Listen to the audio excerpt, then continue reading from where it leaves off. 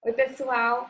Vamos continuar falando sobre o biofilme, o papel do biofilme no desenvolvimento da lesão cariosa. Então, vamos falar agora sobre as teorias, né, que explicam o desenvolvimento do biofilme na superfície dentária.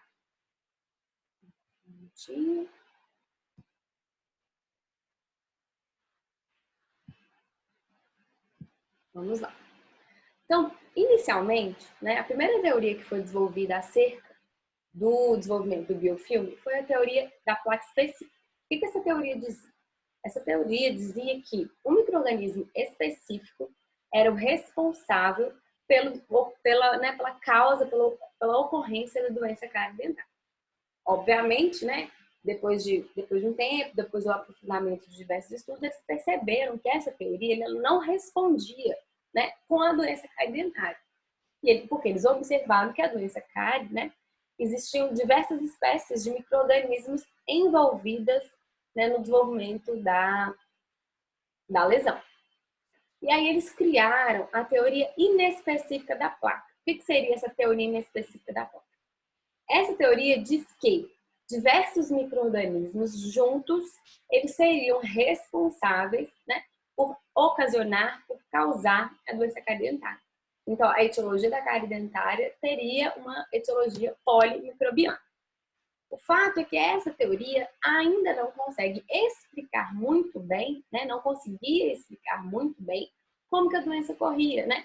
Como que se dava, né, essas espécies polimicrobianas, como que isso sucedia, como que se organizava.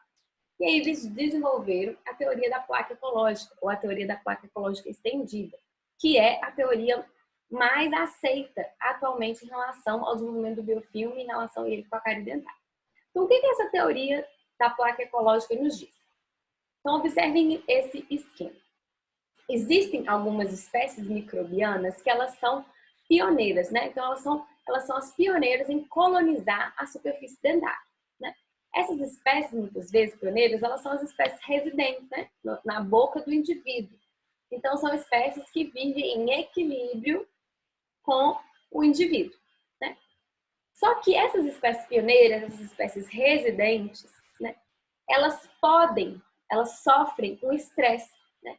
E esse estresse que é, como mostra no esquema, a presença do açúcar, a presença da sacarose, esse estresse, né, vai levar a uma produção de ácido, né? Porque vai fazer a fermentação, a presença do açúcar, as bactérias residentes que estão ali vão fermentar, vai haver uma produção de ácido, e aí, o que vai acontecer? Que bacana essa teoria.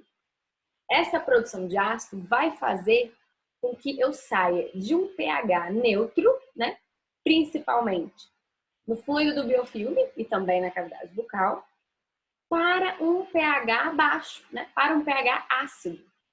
E aí, essa mudança de pH, de um pH neutro para um pH ácido, vai gerar o que a gente chama de uma mudança ambiental. E aí, eu vou fazer, né, o ambiente vai fazer como se fosse, né, uma sucessão microbiana. Então, por causa desse estresse gerado pelo alto consumo de açúcar, né, pela produção de ácido, pela redução do pH, vai ocorrer ali, né, na região do fluido do biofilme, uma mudança ambiental. Então, eu vou ter, né, pH mais baixo. E aí, o que isso leva? Isso leva a uma alteração ecológica do biofilme. Por quê? Agora, né, com essa mudança ambiental, principalmente no pH, né, isso vai gerar condições para que somente algumas, né, espécies elas consigam sobreviver e reproduzir, né, nesse ambiente que antes, né, não estava presente, com essa mudança ambiental que aconteceu. Ou seja, eu vou propiciar que somente bactérias, né, ou não somente, mas a maior parte das bactérias que consigam sobreviver nesses meios são aquelas bactérias acidúricas e acidogênicas, né? Como está no esquema, principalmente as streptococcus, né, de diferentes grupos, e os lactobacilos. E aí, como eu tive um estresse, né, provocou uma mudança ambiental, que levou uma alteração ecológica, então agora eu tenho naquele meu biofilme ali somente mais bactérias acidúricas e acidogênicas, ou seja, mais bactérias patogênicas para a cárie dentária. E que, se esse, que com a ingestão de açúcar, né, eu vou entrar no ciclo, na última parte aí do esquema, né? Então, eu já tenho bactérias que conseguem viver em meio ácido, que se reproduzem em meio ácido e que usam a sacarose como produto, né, substrato para o seu metabolismo. E aí, se eu ainda continuo, né, uma ingestão de sacarose, eu vou levar a um processo de desmineralização. Né?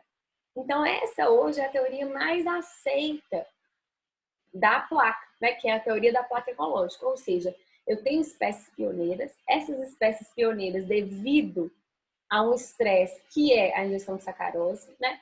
Essa ingestão de sacarose promove uma mudança ambiental e essa mudança ambiental leva a uma alteração ecológica do biofilme, ou seja, muda, né? Eu tenho uma sucessão microbiana, eu tenho uma sucessão das espécies que conseguem, né, se reproduzir e se manterem nesse novo ambiente, né, que foi produzido pelas baixas sucessivas de pH. Então, da mesma maneira, né, que esse esquema. Então, observe, né, que a acidificação leve ou rara, né, ela vai gerar uma adaptação desse meio, né, uma seleção induzida pelo ácido, e a acidificação moderada ou frequente, isso vai aprofundando, agravando mais ainda essa seleção. Então, observem que eu começo de uma acidificação leve ou rara, eu começo a ter predomínio de Streptococcus não mutans, né, e Actinomyces.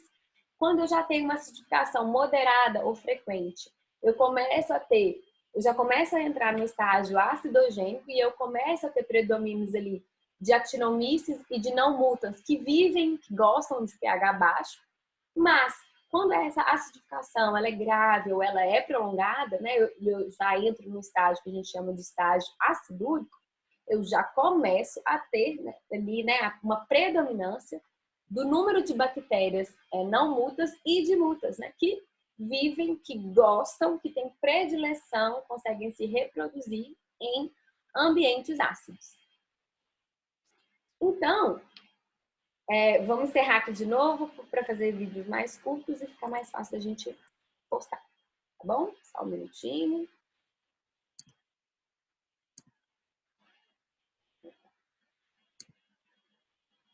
Guardem a